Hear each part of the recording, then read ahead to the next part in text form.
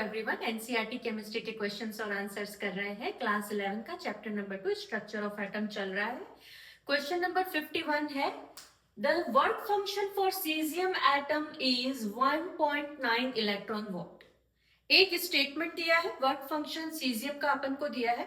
Work function क्या होता है? मिनिमम एनर्जी जो अपने एक कोई भी मेटल या एलिमेंट है उसके लिए एक मिनिमम एनर्जी, सो उसके इलेक्ट्रॉन को बाहर लाने के लिए, उसके सरफेस पे लाने के लिए जो एक मिनिमम एनर्जी लगेगी उसको बोलते हैं वर्क फंक्शन। मैं बोल रही हूँ मिनिमम एनर्जी, तो अपन को बेसिकली एक एनर्जी की वैल्यू ही यहाँ पे दी हुई है। ठीक है, तो वर्क फंक्शन दिया हुआ है और 3 क्वेश्चन किए हैं। पहला है calculate the threshold lambda, calculate the threshold frequency, and if the cesium irradiated by 500 nanometer wavelength, calculate the kinetic energy and velocity. Caesium का वर्क फंक्शन दिया है, मिनिमम एनर्जी कितनी चाहिएगी इलेक्ट्रॉन को बाहर लाने के लिए वो दी है, और थ्रेशोल्ड वेवलेंथ और थ्रेशोल्ड फ्रीक्वेंसी पूछी।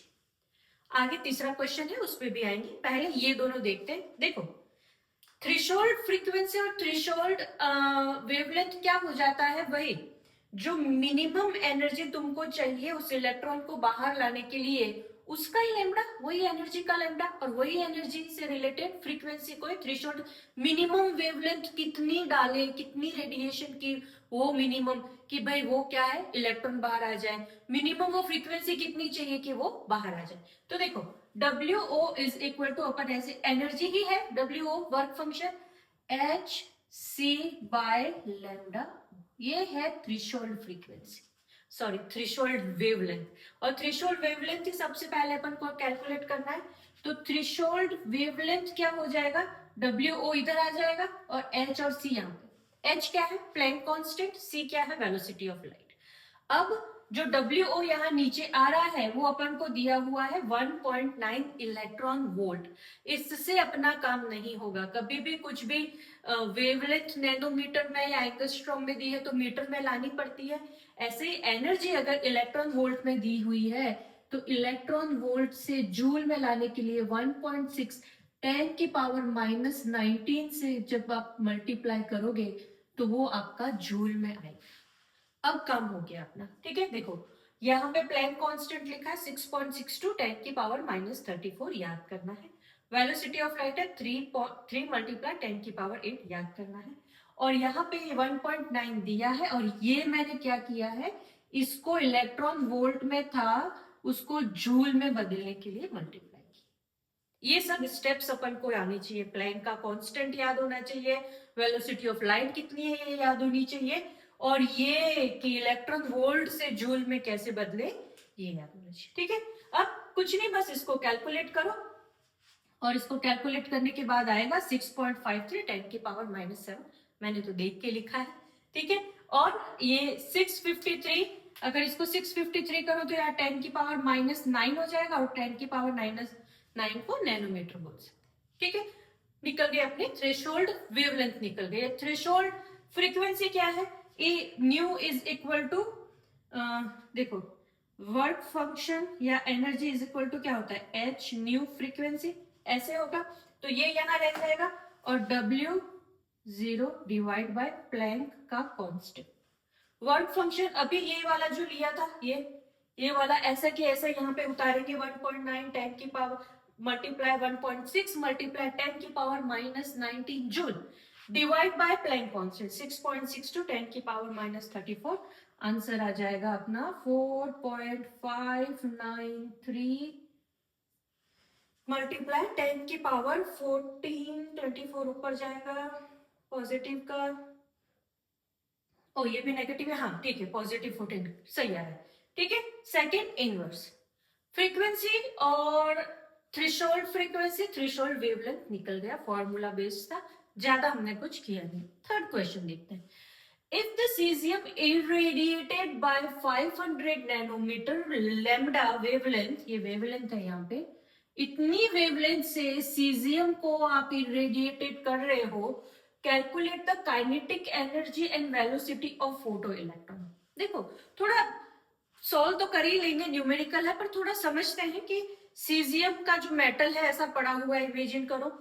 देखो उसमें मिनिमम अपन को कितनी लेमड़ा चाहिए, उसको इलेक्ट्रॉन को बाहर लाने के लिए इतना लेमड़ा चाहिए। इतने लेमड़ा का आप अगर एनर्जी डालते हो तो इलेक्ट्रॉन बाहर आ जाएगा। बट अब एक दूसरा सिनारियो दे रहा है कि मान लो कि 500 nm नैनोमीटर के लेमड़ा हमने डाला, तो इलेक्ट्रॉन कुछ तो मूव करेगा, इलेक्ट्रॉन में कुछ तो, इतना एनर्जी डाल रहे हो तो इलेक्ट्रॉन का कुछ तो काइनेटिक एनर्जी आएगा, उसका कुछ तो वेलोसिटी चेंज होगा।